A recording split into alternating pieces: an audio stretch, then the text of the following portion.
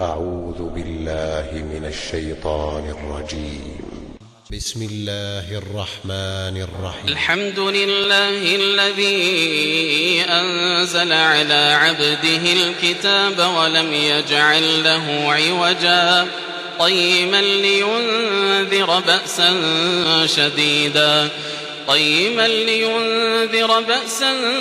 شديدا من لدنه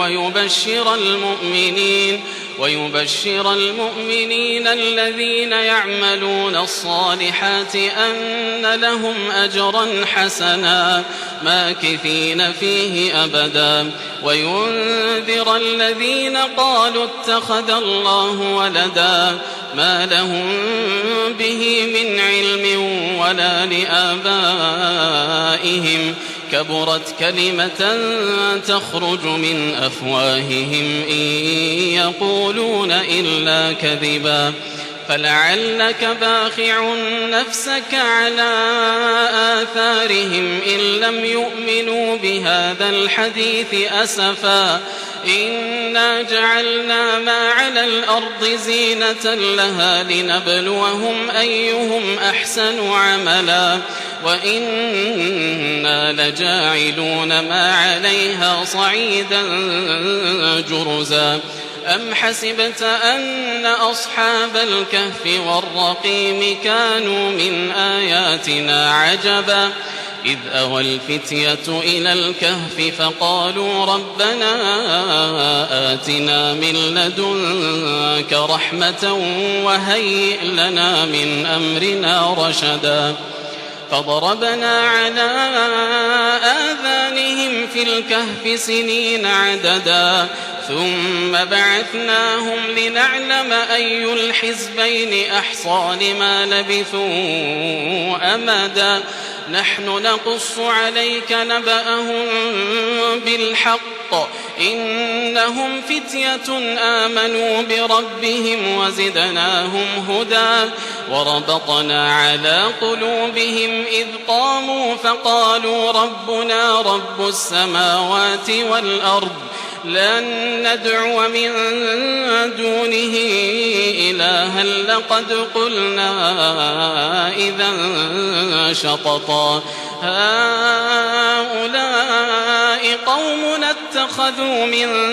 دونه آلهة لولا يأتون عليهم بسلطان بين فمن أظلم ممن افترى على الله كذبا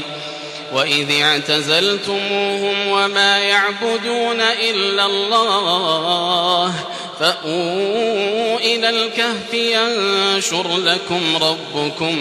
من رحمته ويهيئ لكم من أمركم مرفقا وترى الشمس إذا طلعت تزاور عن كهفهم ذات اليمين وإذا غربت تقرضهم ذات الشمال وهم في فجوة منه ذلك من آيات الله من يهد الله فهو المهتد ومن يضلل فلن تجد له وليا مرشدا وتحسبهم أيقاظا وهم رقود ونقلبهم ذات اليمين وذات الشمال وكلبهم باسط ذراعيه بالوصيد لو اطلعت عليهم لوليت منهم فرارا ولملئت منهم رعبا وكذلك بعثناهم ليتساءلوا بينهم قال قائل منهم كم لبثتم قالوا لبثنا يوما أو بعض يوم قالوا ربكم أعلم بما لبثتم فابعثوا أحدكم بورقكم هذه إلى المدينة فلينظر أيها أزكى طعاما فليأتكم برزق منه وليتلطف ولا يشعرن بكم أحدا إنهم إن يظهروا عليكم يرجموكم أو يعيدوكم في ملتهم ولن تفلحوا إذن أبدا. وكذلك أعثرنا عليهم ليعلموا أن وعد الله حق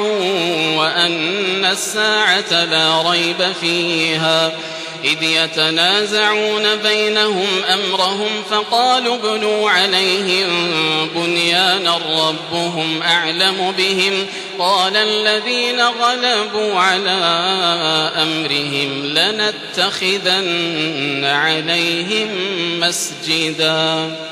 سيقولون 3 رابعهم كلبهم ويقولون 5 سادسهم كلبهم رجما بالغيب ويقولون 7 وثامنهم كلبهم قل ربي أعلم بعدتهم ما يعلمهم إلا قليل فلا تمار فيهم إلا مراء ظاهرا ولا تستفت فيهم منهم أحدا ولا تقولن لشيء إني فاعل ذلك غدا إلا أن يشاء الله واذكر ربك إذا نسيت وقل عسى أن يهديني ربي لأقرب من هذا رشدا. ولبثوا في كهفهم 300 سنين وازدادوا 9 قل الله أعلم بما لبثوا له غيب السماوات والأرض أبصر به وأسمع ما لهم من دونه من ولي ولا يشرك في حكمه أحدا. واتل ما أوحي إليك من كتاب ربك لا مبدل لكلماته ولن تجد من دونه ملتحدا. واصبر نفسك مع الذين يدعون ربهم بالغداة والعشي يريدون وجهه ولا تعد عيناك عنهم تريد زينة الحياة الدنيا ولا تطع من أغفلنا قلبه عن ذكرنا واتبع هواه وكان أمره فرطا. وقل الحق من ربكم فمن شاء فليؤمن ومن شاء فليكفر إنا أعتدنا للظالمين نارا أحاط بهم سرادقها وإن يستغيثوا يغاثوا بماء كالمهل يشوي الوجوه بئس الشراب وساءت مرتفقا. إن الذين آمنوا وعملوا الصالحات إنا لا نضيع أجر من أحسن عملا أولئك لهم جنات عدن تجري من تحتهم الأنهار يحلون فيها من أساور من ذهب ويلبسون ثيابا خضرا من سندس واستبرق متكئين فيها على الأرائك نعم الثواب وحسنت مرتفقا. واضرب لهم مثل الرجلين جعلنا لأحدهما جنتين من أعناب وحففناهما بنخل وجعلنا بينهما زرعا كلتا الجنتين آتت أكلها ولم تظلم منه شيئا وفجرنا خلالهما نهرا وكان له ثمر فقال لصاحبه وهو يحاوره أنا أكثر منك مالا وأعز نفرا ودخل جنته وهو ظالم لنفسه قال ما أظن أن تبيد هذه أبدا وما أظن الساعة قائمة ولئن رددت إلى ربي لأجدن خيرا منها منقلبا قال له صاحبه وهو يحاوره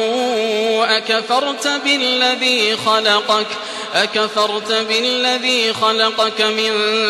تراب ثم من نطفة ثم سواك رجلا لكن هو الله ربي ولا أشرك بربي أحدا ولولا إذ دخلت جنتك قلت ما شاء الله لا قوة إلا بالله إن ترني أنا أقل منك مالا وولدا فعسى ربي أن يؤتيني خيرا من جنتك ويرسل عليها حسبانا من السماء فتصبح صعيدا زلقا أو يصبح ماؤها غورا فلن تستطيع له طلبا وأحيط بثمره فأصبح يقلب كفيه على ما أنفق فيها وهي خاوية على عروشها ويقول يا ليتني لم أشرك بربي أحدا ولم تكن له فئة ينصرونه من دون الله وما كان منتصرا هنالك الولاية لله الحق هو خير ثوابا وخير عقبا واضرب لهم مثل الحياة الدنيا كماء إن أنزلناه من السماء فاختلط به نبات الأرض فأصبح هشيما تذروه الرياح وكان الله على كل شيء مقتدرا المال والبنون زينة الحياة الدنيا والباقيات الصالحات خير عند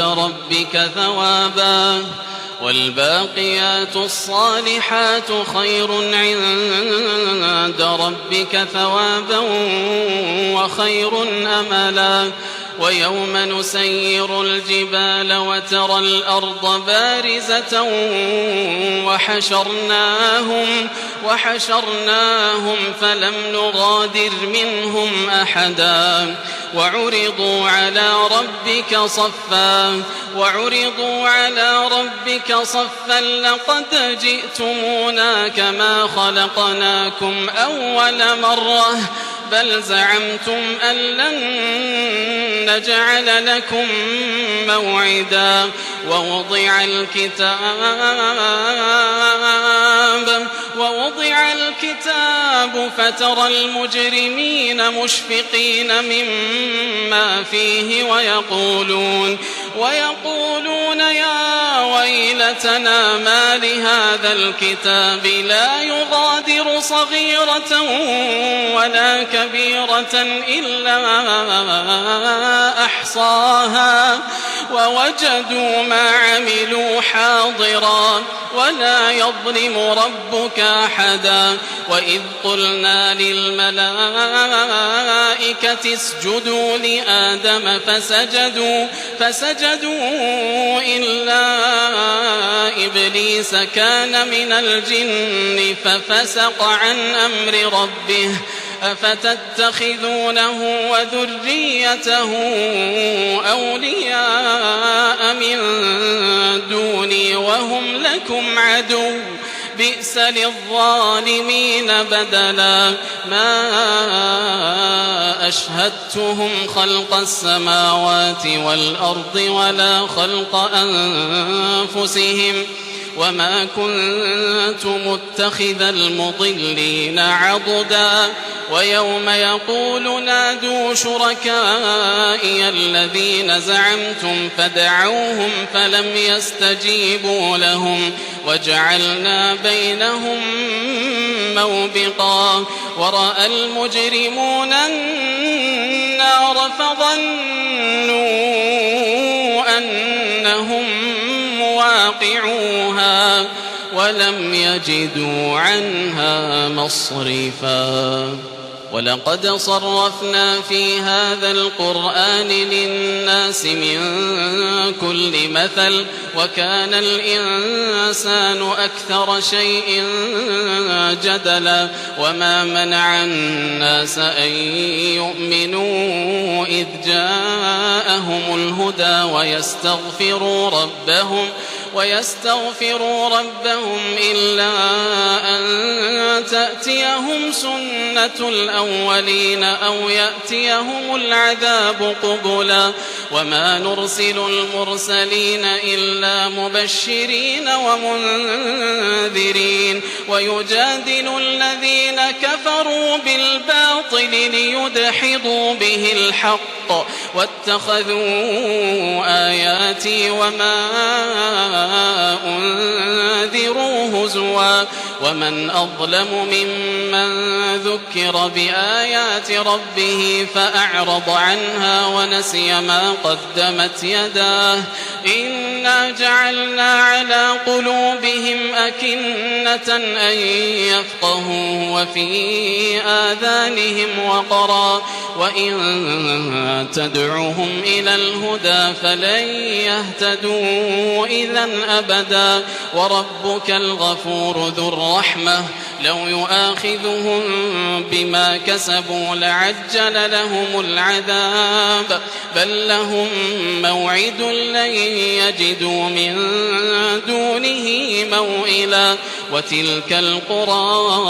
أهلكناهم لما ظلموا وجعلنا لمهلكهم موعدا وإذ قال موسى لفتاه لا أبرح حتى أبلغ مجمع البحرين أو أمضي حقبا فلما بلغا مجمع بينهما نسيا حوتهما فاتخذ سبيله في البحر سربا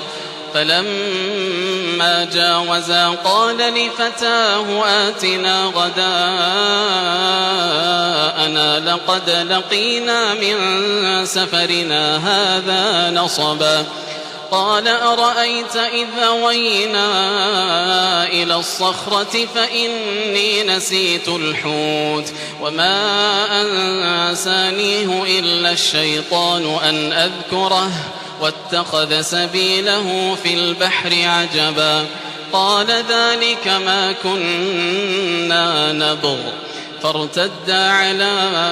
آثارهما قصصا فوجدا عبدا من عبادنا آتيناه رحمة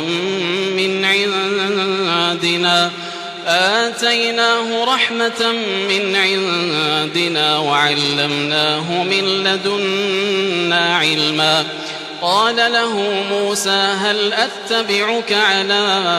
أن تعلمني مما علمت رشدا قال إنك لن تستطيع معي صبرا وكيف تصبر على ما لم تحط به خبرا قال ستجدني إن شاء الله صابرا ولا أعصي لك أمرا قال فإن اتبعتني فلا تسألني عن شيء حتى أحدث لك منه ذكرا فانطلقا حتى إذا ركبا في السفينة خرقها قال أخرقتها لتغرق أهلها لقد جئت شيئا إمرا قال ألم أقل إنك لن تستطيع معي صبرا قال لا تؤاخذني بما نسيت ولا ترهقني من أمري عسرا فانطلقا حتى إذا لقيا غلاما فقتله قال أقتلت نفسا زكية بغير نفس لقد جئت شيئا نكرا قال ألم أقل لك إنك لن تستطيع معي صبرا قال إن سألتك عن شيء بعدها فلا تصاحبني قد بلغت من لدني عذرا فانطلقا حتى إذا أتيا أهل قرية استطعما أهلها فأبوا أن يضيفوهما فوجدا فيها جدارا يريد أن ينقض فأقامه قال لو شئت لاتخذت عليه أجرا قال هذا فراق بيني وبينك سأنبئك بتأويل ما لم تستطع عليه صبرا أما السفينة فكانت لمساكين يعملون في البحر فأردت أن أعيبها وكان وراءهم ملك يأخذ كل سفينة غصبا وأما الغلام فكان أبواه مؤمنين فخشينا أن يرهقهما طغيانا وكفرا فأردنا أن يبدلهما ربهما خيرا منه زكاة وأقرب رحما وأما الجدار فكان لغلامين يتيمين في المدينة وكان تحته كنز لهما وكان أبوهما صالحا فأراد ربك أن يبلغا أشدهما ويستخرجا كنزهما رحمة من ربك وما فعلته عن أمري ذلك تأويل ما لم تسطع عليه صبرا ويسألونك عن ذي القرنين قل سأتلو عليكم منه ذكرا إنا مكنا له في الأرض وآتيناه من كل شيء سببا فأتبع سببا حتى إذا بلغ مغرب الشمس وجدها تغرب في عين حمئة ووجد عندها قوما قلنا يا ذا القرنين إما أن تعذب وإما أن تتخذ فيهم حسنا قال أما من ظلم فسوف نعذبه ثم يرد إلى ربه فيعذبه عذابا نكرا وأما من آمن وعمل صالحا فله جزاء الحسنى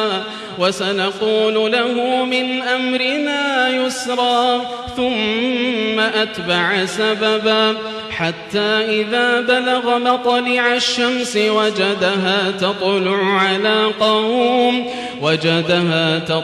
على قوم لم نجعل لهم من دونها سترا كذلك وقد أحطنا بما لديه خبرا ثم أتبع سببا حتى إذا بلغ بين السدين وجد من دونهما قوما لا يكادون يفقهون قولا قالوا يا ذا القرنين إن يأجوج ومأجوج مفسدون في الأرض فهل نجعل لك خرجا على أن تجعل بيننا وبينهم سدا قال ما مكني فيه ربي خير فأعينوني بقوة أجعل بينكم وبينهم ردما آتوني زبر الحديد حتى إذا ساوى بين الصدفين قال انفخوا حتى إذا جعله نارا قال آتوني أفرغ عليه قطرا فما استطاعوا أن يظهروه وما استطاعوا له نقبا قال هذا رحمة من ربي فإذا جاء وعد ربي جعله دكا وكان وعد ربي حقا وتركنا بعضهم يومئذ يموج في بعض ونفخ في الصور فجمعناهم جمعا وعرضنا جهنم يومئذ للكافرين عرضا الذين كانت أعينهم في غطاء عن ذكري وكانوا لا يستطيعون سمعا أفحسب الذين كفروا أن يتخذوا عبادي من دوني أولياء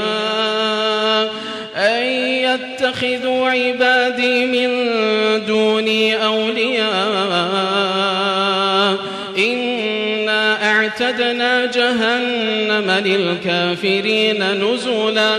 قل هل ننبئكم بالأخسرين أعمالا الذين ضل سعيهم في الحياة الدنيا وهم يحسبون أنهم يحسنون صنعا أولئك الذين كفروا بآيات ربهم ولقائه فحبطت أعمالهم فلا نقيم لهم يوم القيامة وزنا ذلك جزاؤهم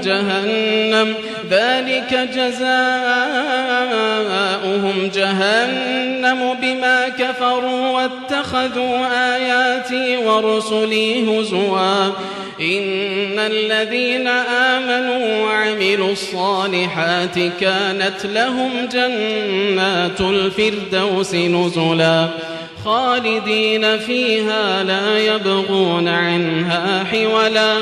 قل لو كان البحر مدادا لكلمات ربي لنفد البحر قبل أن تنفد كلمات ربي ولو جئنا بمثله مددا قل إنما أنا بشر مثلكم يوحى إلي أنما إلهكم إله واحد فمن كان يرجو لقاء